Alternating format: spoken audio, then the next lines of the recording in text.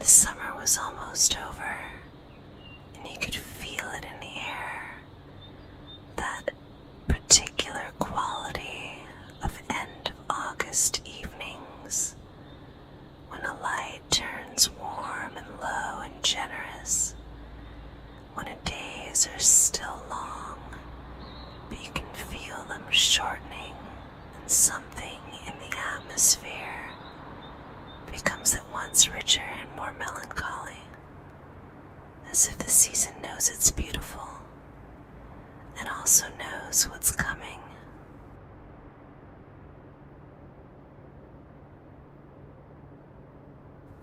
The rooftop garden had been Leah's project. Tomatoes, herbs, 3 varieties of basil, a rosemary bush that had grown far larger than she'd expected. Adam had helped build the raised beds in May, had come up on weekends to water when she was traveling, had sent her photographs of tomatoes appearing on the vine with the subject line, "They're doing it."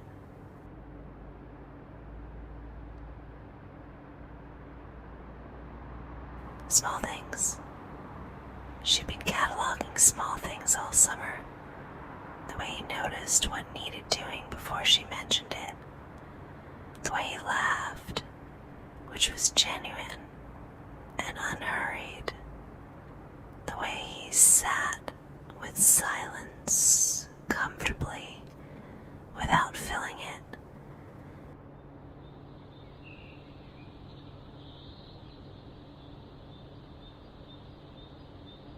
She had been in love before, she thought, but it hadn't felt like this, like gravity, like something operating beneath her notice, drawing her steadily in a direction she hadn't chosen, but couldn't seem to resist.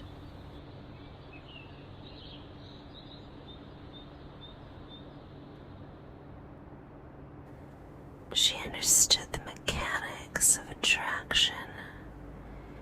She had analyzed her own past feelings with the same unsentimental attention she brought to most things. She knew the difference between wanting someone's company and wanting someone. She knew the difference between finding someone interesting and caring, specifically and entirely what happened to them. She was caring, specifically and entirely what happened to him. This was new.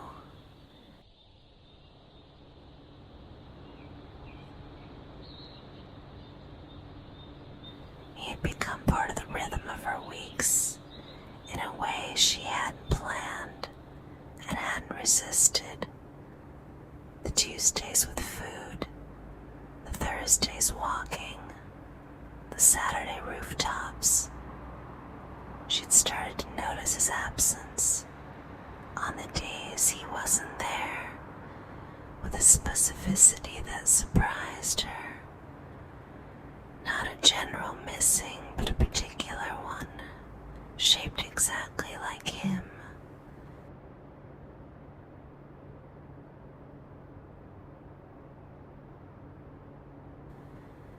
The end of August was doing something to her. The shortening days had a quality of urgency about them. The feeling that the season was running out, that the particular warmth of these rooftop evenings had a number attached to it, and that she ought perhaps to use them fully. She thought about this on the walk up the stairs to the roof. She thought, "I'm going to say something tonight, or I'm going to do something." She was not yet sure which.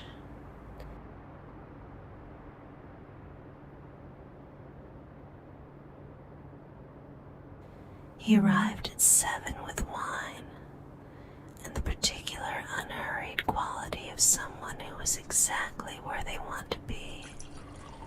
She was among the tomato plants when he came through the roof access door, and she looked up and felt the familiar warmth of seeing him.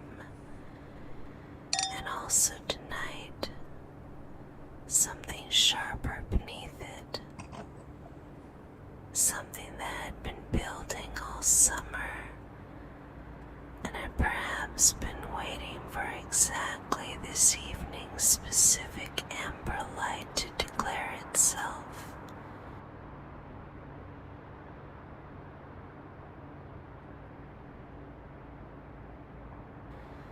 She looked at him while he wasn't looking at her, while he was pouring the wine and asking about how the tomatoes were doing, the one subject on which she could speak with genuine authority after a summer of tending them. She looked at him with the particular attention of someone who is trying to understand something they already know, but haven't yet managed to say.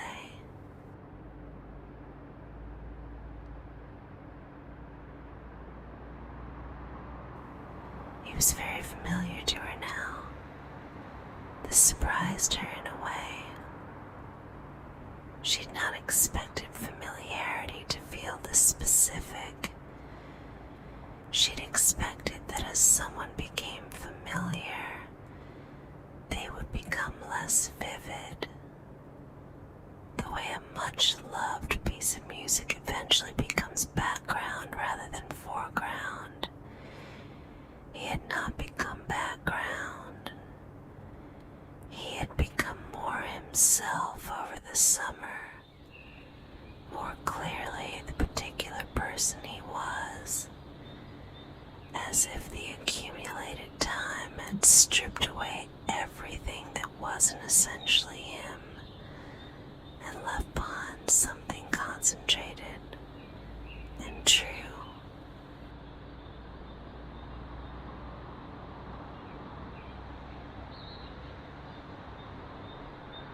She thought, this is what I want, not the idea of him, not some version of him that I've constructed to be easier to want.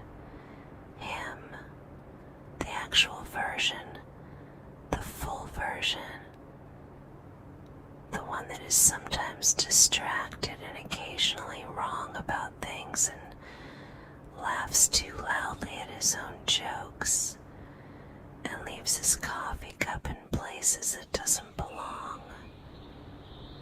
The one who also shows up when showing up is difficult. The one who knows when to speak and when to be quiet. The one who sent photographs of her tomatoes appearing on the vine because he understood it would make her happy and wanted to make her happy.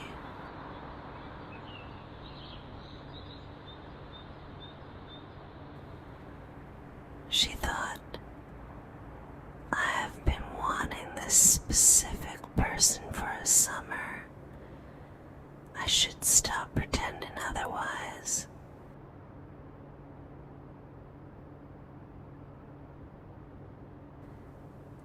They ate on the low table she kept up here, with the city spread below them and the evening cooling around the warmth of it.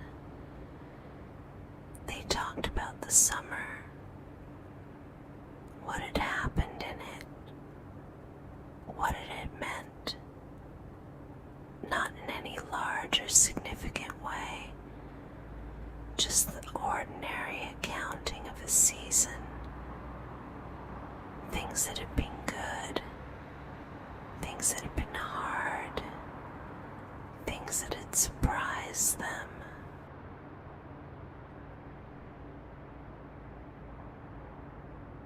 She was aware, as they talked of how easy it was. The ease of it was its own kind of information. She had sat across from many people in many conversations, and she knew the difference between ease that was real and ease that was performed, between the lightness that came from genuine comfort and the lightness that came from effort. This was real. She was not working at all. She was simply here in the amber light with the city below them and the rosemary in the air and the feeling that this was exactly where she was supposed to be.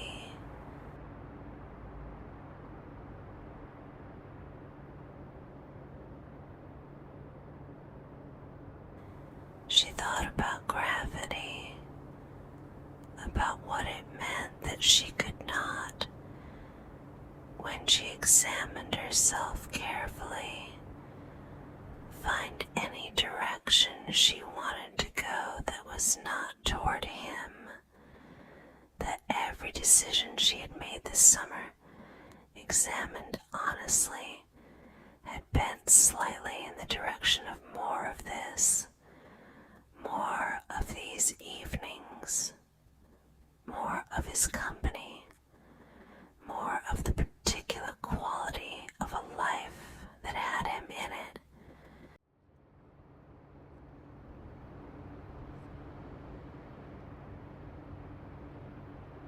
She thought, this is what gravity actually is.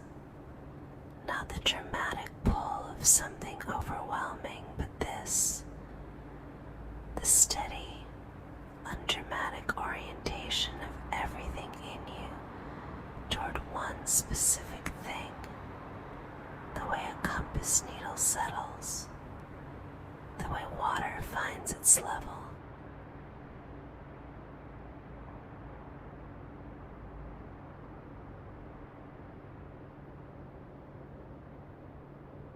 She'd spent the summer thinking of this feeling as something she was watching develop, like a photograph in a tray. She'd been observing it from a careful professional distance, noting its progress, waiting to see what it would become. She understood now that you cannot watch something from a distance forever. At some point you have to pick up the print and hold it in the light.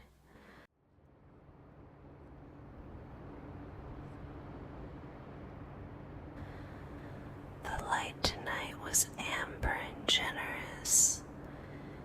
She was holding the print.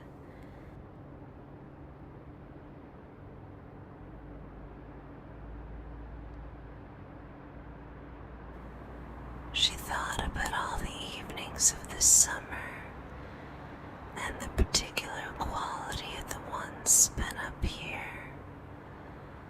The way the city looked from this height, reduced to something you could hold in your field of vision all at once.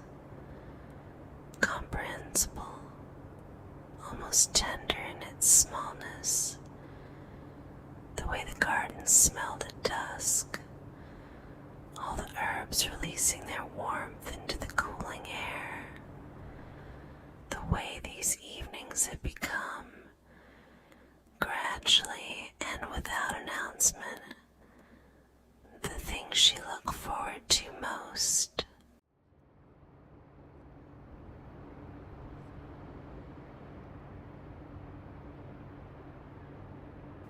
She thought about what it meant that she had spent a summer building something.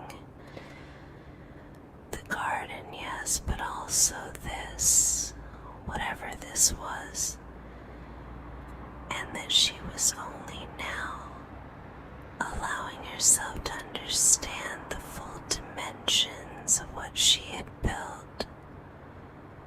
The tomatoes had been summer in their slow, reliable way, putting out roots and sending up growth toward the light.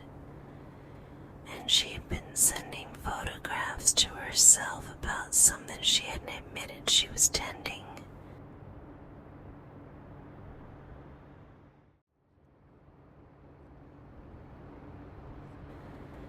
They were sitting on a low wall at the rooftop's edge, facing the city. The light was doing what August evening light does, turning everything amber and kind. She could feel his shoulder against hers, warm through the thin fabric of his shirt. He'd been quiet for a while, not uncomfortably, just thinking, the way he thought, fully present in it. Then he turned toward her. She had the feeling he'd been turning toward her for months.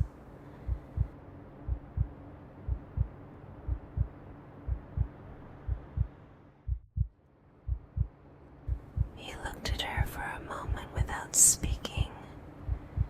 In the amber light, his eyes were very warm, very serious. He looked at her the way you look at something you finally decided not to be careful about losing, because the carefulness has become its own kind of loss.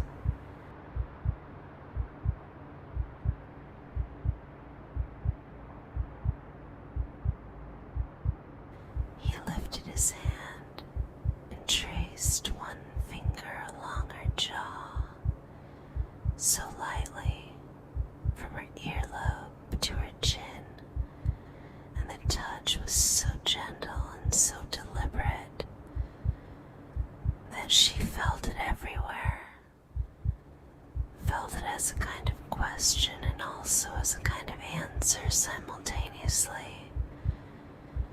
She turned her face toward his hand, and he cupped it there, his whole palm warm against her cheek, his thumb below her eye, and she could feel his pulse in his palm, quick and steady, betraying what his expression was too careful to show.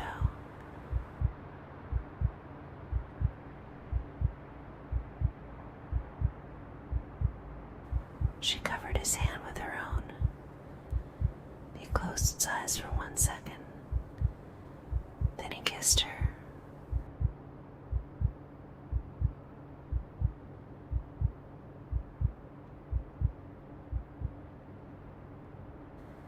It was a soft, long, unhurried kiss, tasting of the wine they'd been drinking and the rosemary they'd brushed on the way up, and the specific sweetness of a summer evening going cold at the edges. His hand stayed against her cheek, and she leaned into him, feeling his arm come around her slowly, drawing her closer with the inevitability of something that had been in motion for a very long time.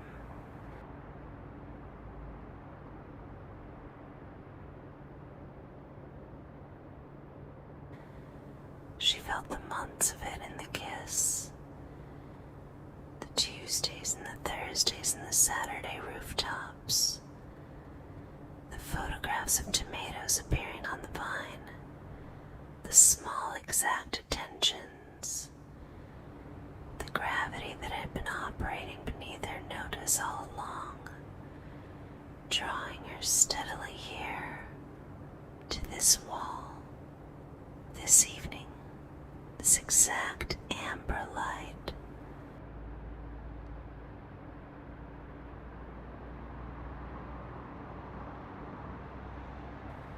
The city carried on below them, indifferent, beautiful,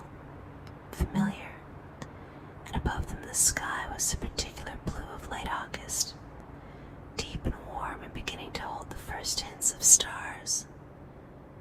She thought, oh, it was always going to be like this.